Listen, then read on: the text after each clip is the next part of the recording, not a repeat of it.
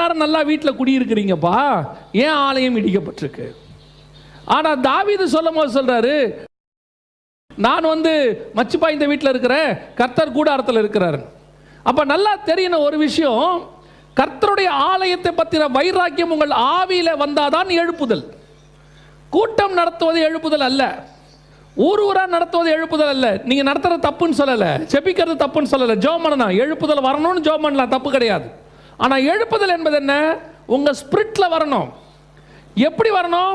சர்ச்சை பற்றின வைராக்கியம் வரணும், சபை எழுப்பப்படணும். திருப்பியும் சொல்கிறேன், சபைனா நான் அப்படின்னா உடனே எழுப்புதல் ஒரு சிலர் சொல்லுவாங்க 1000 சர்ச்சு கட்டணும் ஆண்டவரே, அது எழுப்புதல் கிடையாது. அதை வேணா விஷன்னு வச்சுக்கலாம். நான் 1000 சபை உருவாக்கணும், 10,000 சபை கட்டணும், எங்கள் ஸ்தாபனத்தின் மூலமாக 5000 சபை வரணும். கர்த்தர் அப்படி ஒரு டார்கெட்டே கிடையாது நமக்கு. கர்த்தர் நம்ம கொடுத்துருக்கிற பெரிய கிஃப்ட்லேயே ஒரு பெரிய கிஃப்ட் என்னன்னு கேட்டால்,